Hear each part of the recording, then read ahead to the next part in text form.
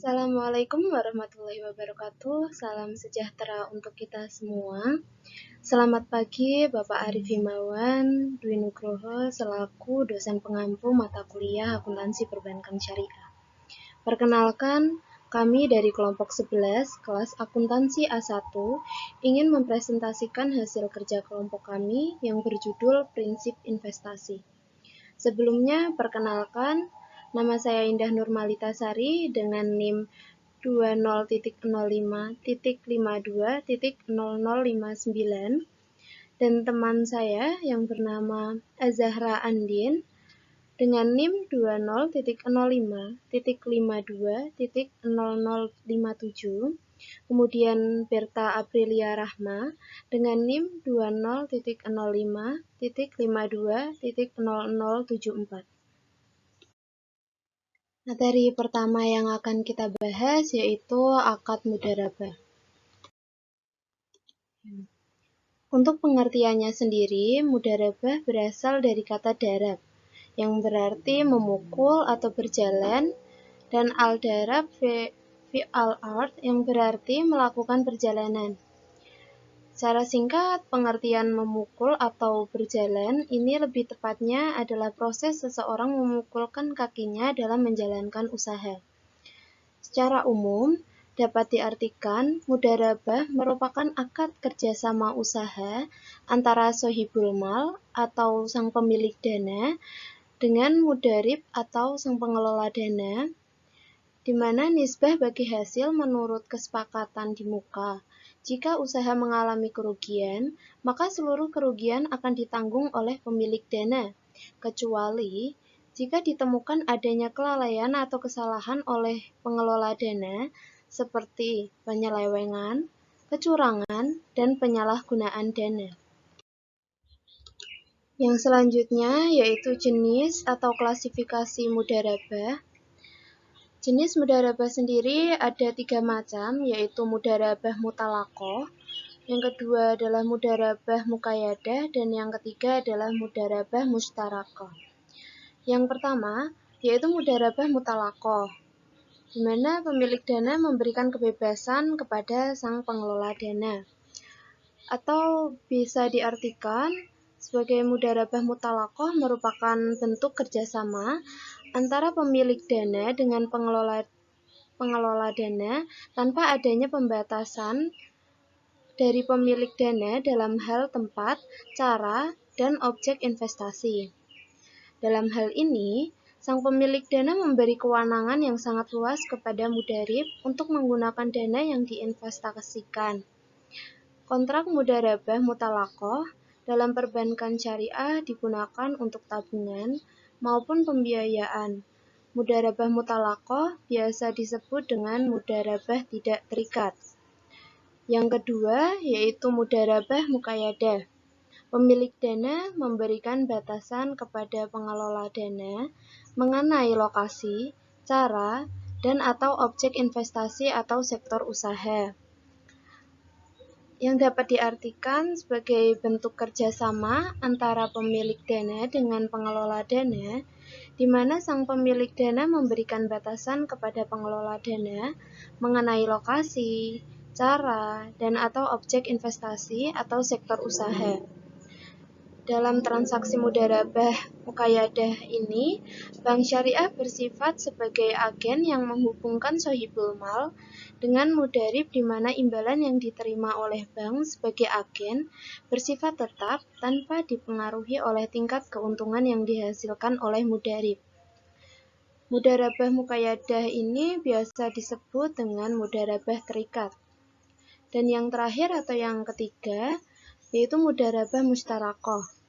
Pengelola dana turut menyertakan modal dalam kerjasama investasinya, atau biasa diartikan sebagai bentuk kerjasama di mana pengelola dana menyertakan dananya dalam kerjasama investasi sebagai solusi sekiranya dalam perjalanan usaha pengelola dana memiliki modal yang dapat dikontribusikan dalam investasi. Akad mudharabah musyarakah ini pada dasarnya merupakan perpaduan antara akad mudharabah dan akad musyarakah. Yang selanjutnya kita akan membahas skema pembiayaan untuk nasabah dalam akad mudharabah.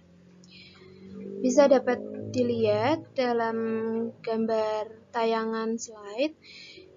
Kita dapat mengartikan sebagai yang pertama, nasabah datang ke bank dengan maksud mengajukan pembiayaan untuk memperoleh modal usaha. Kemudian, bank memeriksa berkas pengajuan nasabah dalam hal ingin membuka usaha apa ketika dapat pembiayaan. Kemudian setelah bank selesai melakukan pengecekan terhadap berkas atau data usaha tersebut, bank akan menyatakan kesediaannya dengan menggunakan akad mudharabah. Kemudian, bank akan memberikan modal sebesar 100% untuk dikelola oleh nasabah tersebut yang memiliki keahlian tertentu. Kemudian, ketika akad berlangsung, telah ditentukan proporsi bagi hasil. Kemudian, jika terjadi kerugian ketika menjalankan usaha yang bukan merupakan kelalaian nasabah, maka kerugian akan ditanggung oleh pihak bank.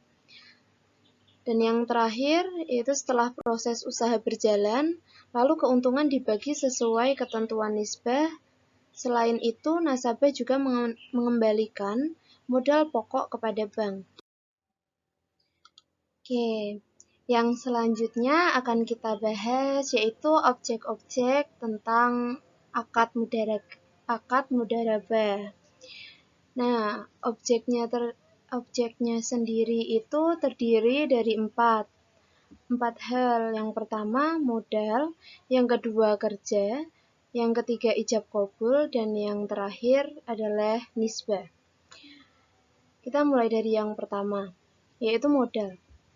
Modal sendiri dapat diartikan sebagai sejumlah uang dan atau aset yang diberikan oleh sohibul mal kepada pihak mudharib untuk tujuan usaha, dengan beberapa hal penting yang harus diperhatikan sebagai berikut. Yang pertama, modalnya harus diserahkan, bisa berbentuk uang atau aset lainnya yang dinilai sebesar nilai wajar. Dan yang kedua, modal harus jelas jumlah dan juga jenisnya. Yang ketiga, modal sendiri harus tunai dan tidak boleh hutang. Dan yang keempat, modal juga harus diketahui dengan jelas jumlahnya. Kemudian, kerja. Kerja itu dapat diartikan sebagai kontribusi dari sang pemilik dana dalam mengerjakan suatu usaha yang dijalankan. Ada beberapa hal penting yang harus diperhatikan. Yang pertama, yaitu kontribusi pengelola dana dapat berbentuk keahlian, keterampilan, selling skill, management skill, dan lain-lain. Yang kedua, pengelolaan dana harus menjalankan usaha sesuai dengan syariah. Dan yang ketiga, yaitu pengelolaan dana harus mematuhi semua ketetapan yang ada dalam kontrak yang telah ditetapkan. Yang selanjutnya kita akan membahas objek dari akad mudharabah. Yang ketiga yaitu ijab kabul. Ada hal penting yang harus diperhatikan. Yang pertama adalah adanya kesepakatan antara kedua belah pihak atau para pihak. Maksudnya, kesepakatan antara pemilik dana dengan pengelola dana yang dilakukan dengan ikhlas. Harus ikhlas tanpa adanya beban, di mana sang pemilik dana setuju atas perannya dalam kontribusi dana, sementara pihak pengelola dana juga setuju akan perannya dalam kontribusi kerja. Yang kedua, yaitu harus ada pernyataan, baik secara tertulis maupun verbal. Maksudnya, akad dapat dituangkan secara lisan, tertulis, melalui korespondensi, atau menggunakan cara-cara komunikasi modern lainnya. Dan objek akad mudharabah yang terakhir adalah nisbah. Nisbah sendiri biasa disebut dengan nisbah keuntungan, merupakan besaran yang digunakan untuk pembagian keuntungan, di mana pengelola dana mendapatkan imbalan atas kerjanya, sedangkan sang pemilik dana mendapat imbalan atas penyertaan modalnya. Adapun beberapa hal penting yang harus diperhatikan antara lain, nisbah ini harus diketahui dengan jelas oleh kedua belah pihak. Harus jelas karena pada akad mudharabah ini semuanya harus ditetapkan di awal saat terjadi akad. Dan yang kedua yaitu harus disepakati oleh kedua belah pihak atau antara pihak. Tidak boleh ada yang tidak sepakat ataupun merasa kurang setuju. Saya Azhara Andin akan melanjutkan materi yang sebelumnya dipresentasikan oleh Ida. Di sini ada pengakuan dan pengukuran investasi mudharabah. Pengakuan dana syirkah temporer yang disalurkan oleh pemilik dana diakui sebagai investasi mudharabah pada saat pembayaran kas atau penyerahan aset non-kas kepada pengelola dana. Dan bentuk kas besar jumlah yang dibayarkan dan aset non-kas. Besar nilai wajar saat penyerahan. Jika nilai wajar lebih rendah daripada nilai tercatatnya, diakui sebagai kerugian. Jika nilai wajar lebih tinggi daripada nilai tercatatnya, diakui sebagai keuntungan tambahan dan diamortisasi sesuai jangka waktu akad mudharabah. Penurunan nilai jika investasi dalam bentuk non-kas. Mengalami penurunan nilai saat atau setelah barang dipergunakan, maka kerugian tidak langsung mengurangi jumlah investasi, namun diperhitungkan pada saat pembagian bagi hasil. Pengakuan dan pengukuran pendapatan bagi hasil telah disepakati di awal dan tidak bisa diubah secara sepihak. Pengakuan dan pengukuran saat akad berakhir, maka apabila salah satu meninggal, hasil langsung dibagi secara adil, dan jika bangkrut, maka salah satu pihak berkuasa. Selanjutnya ada akad musyarakah. Pengertian akad musyarakah. Secara bahasa, musyarakah berasal dari kata al-syirkah, yang berarti al-ikhtilat atau percampuran, atau persekutuan dua hal atau lebih, sehingga antara masing-masing sulit dibedakan, seperti persekutuan hak milik atau perserikatan usaha. Musyarakah adalah akad kerjasama yang terjadi di antara para pemilik modal atau mitra musyarakah untuk menggabungkan modal dan melakukan usaha secara bersama dalam suatu kemitraan, dengan nisbah pembagian hasil sesuai dengan kesepakatan, sedangkan kerugian ditanggung secara proporsional sesuai dengan kontribusi modal. Dalam musyarakah, dua pihak atau lebih termasuk bank dan lembaga keuangan beserta nasabahnya dapat mengumpulkan modal, lalu kemudian membentuk suatu perusahaan sebagai badan hukum. Setiap pihak yang terikat memiliki bagian secara proporsional sesuai kontribusi modal yang mereka berikan dan memiliki hak mengawasi atau owning right perusahaan sesuai proporsinya masing-masing. Dalam dunia perbankan, musyarakah merupakan akad kerjasama antara bank dan nasabahnya dalam pembiayaan usaha dengan ketentuan pembagian keuntungan dan risiko sesuai kesepakatan.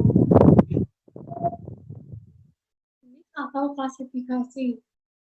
Menurut eksistensinya, musyarakah dapat dibagi menjadi dua, yaitu yang pertama ada syirkah al-milk.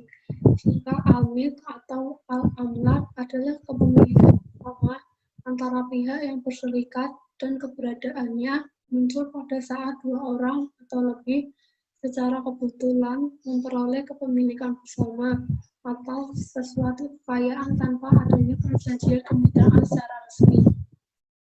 Syirkah almi biasanya berasal dari warisan. Pendapatan atas barang warisan ini akan dibagi hingga porsi hak atas warisan itu sampai dengan barang warisan itu dijual. Syirkah almi dapat dibagi menjadi dua bagian, yaitu yang pertama syirkah ikhtiar. Syirkah ikhtiar adalah syirkah yang lahir atas kehendak dua pihak yang bersekutu, sedangkan syirkah jabar adalah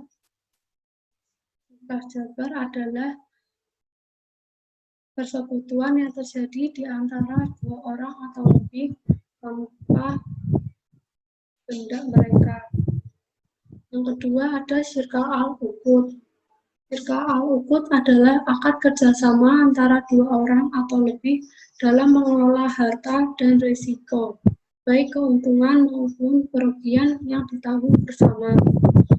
Syirkah al-uqud merupakan kontraktual partnership yang dapat dianggap sebagai kemitraan yang sesungguhnya, karena pada pihak yang bersangkutan secara sukarela yang berkeinginan untuk membuat suatu perjanjian investasi bersama dan berbagi untung dan risiko.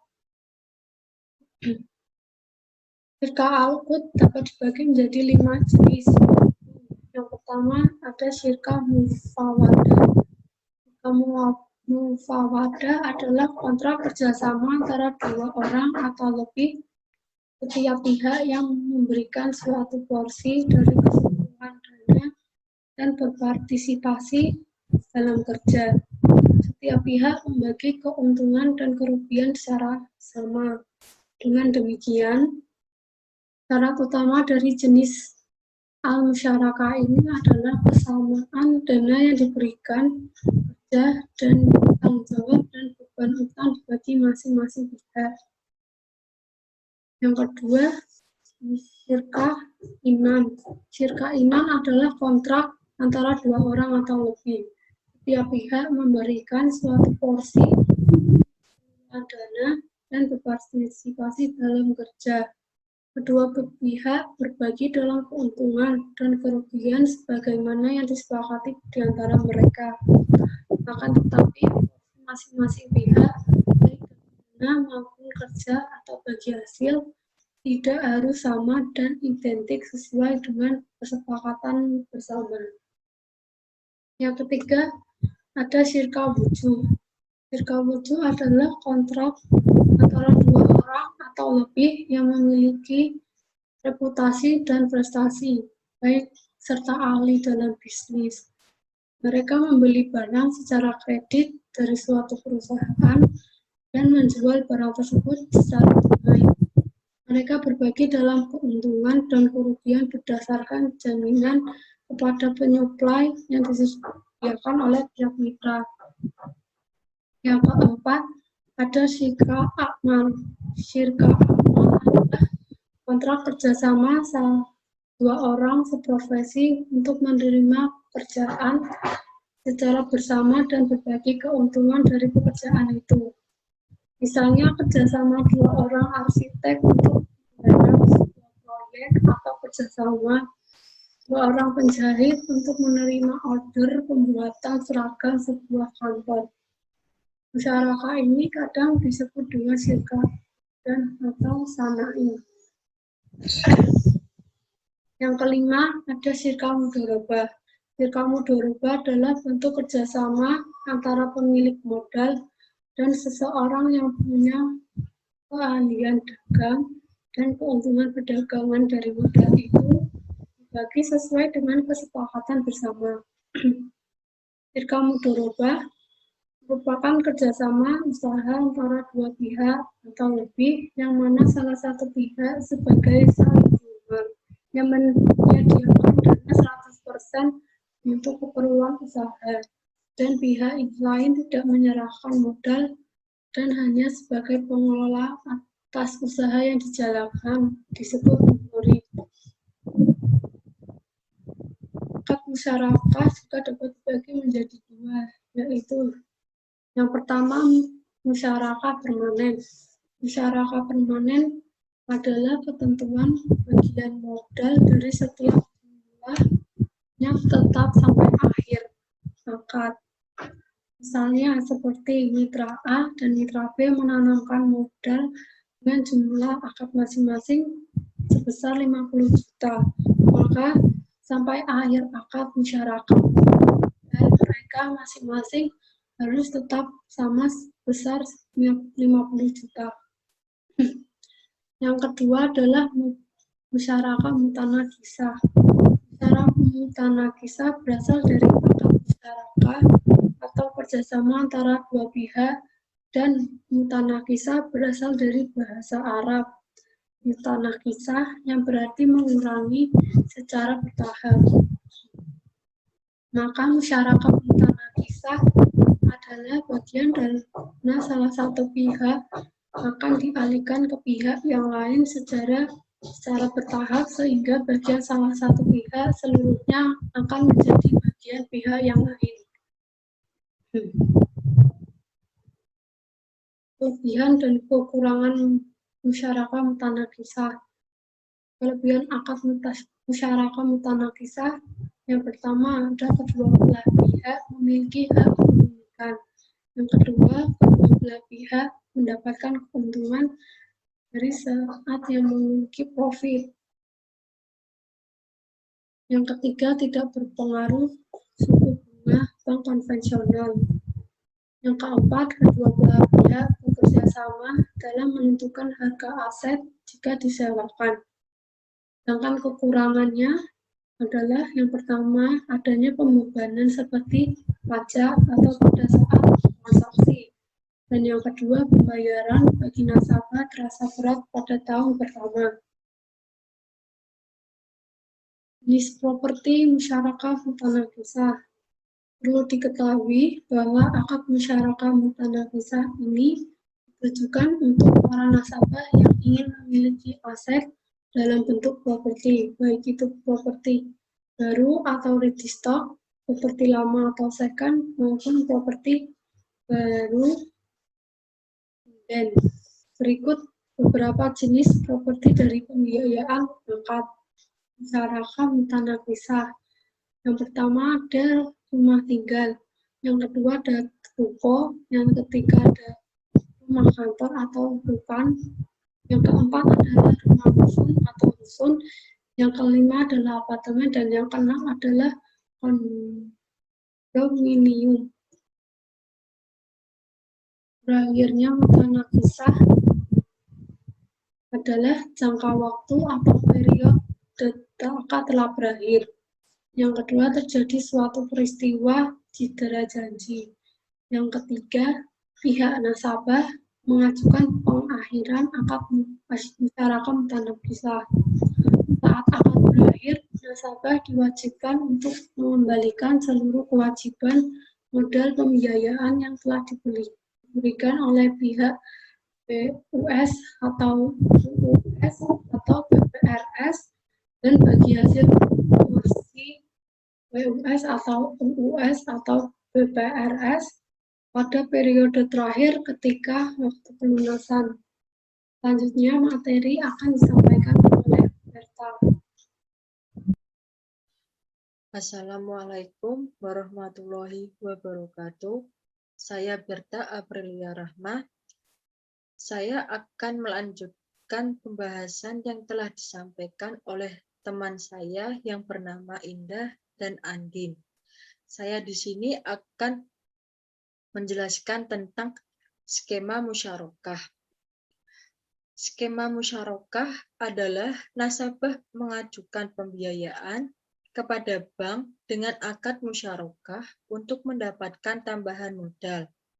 Antara nasabah dan bank saling berkontribusi dalam usaha ini. Dalam hal ini, antara kedua belah pihak saling bekerja sama dalam mengelola usaha yang mana keuntungannya dibagi sesuai kesepakatan. Jika terjadi kerugian, maka ditanggunglah bersama-sama dan tidak ada pihak yang dirugikan. Objek dalam musyarakah dapat dibedakan menjadi 4. Yang pertama modal, yaitu diberikan secara tunai dan tidak hutang. Yang kedua, dapat diserahkan berupa uang tunai, emas, aset perdagangan, atau aset perwujudan. Yang ketiga, apabila yang diserahkan dalam bentuk non-kas, maka harus ditentukan nilai tunainya terlebih dahulu dan harus disepakati secara bersama. Para mitra harus dicampur dan tidak boleh dipisahkan. Yang kedua, kerja, yaitu berpartisipasi mitra sebagai dasar pelaksanaan musyarakah. Yang kedua, tidak dibenarkan jika salah satu mitra tidak ikut berpartisipasi. Yang ketiga, setiap mitra bekerja atas dirinya atau mewakili mitra. Yang keempat, meskipun porsi mitra yang satu dengan yang lainnya tidak harus sama, maka mitra yang bekerjanya lebih banyak boleh memiliki bagian keuntungan yang lebih besar. Yang ketiga, ijab kabul, yaitu pernyataan dan ekspresi saling ridha atau rela di antara pihak pelaku akad.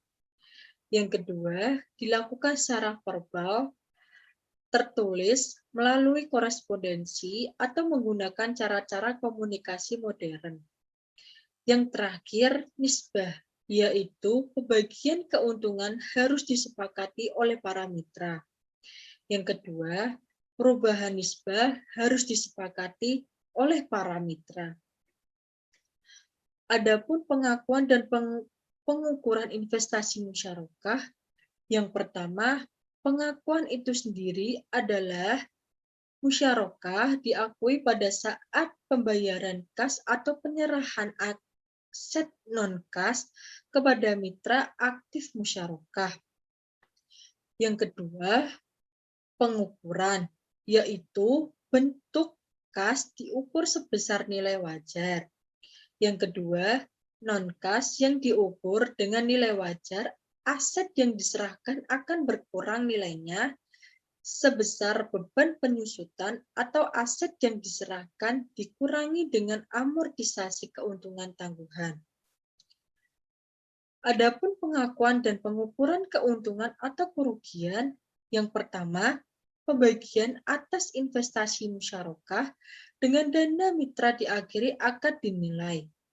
Yang kedua, bagian atas investasi musyarakah menurun dinilai jumlah kas yang dibayarkan untuk usaha musyarakah. Sedangkan pengakuan dan pengukuran akad berakhir. Yang pertama, pada saat akad berakhir, investasi musyarakah yang belum kembali oleh mitra aktif diketahui sebagai piutang. Adapun rukun dan syarat musyarakah. Rukun musyarakah adalah ijab kabul, adanya kesepakatan antara kedua belah pihak yang bertransaksi. Yang kedua, dua pihak yang berakad dan memiliki kecakapan melakukan pengelolaan harta. Yang ketiga, nisbah bagi hasil. Adapun syarat-syarat musyarakah diantaranya yang pertama, presentasi pembagian keuntungan untuk masing-masing pihak yang berserikat hendaknya diketahui oleh berlangsungnya akad.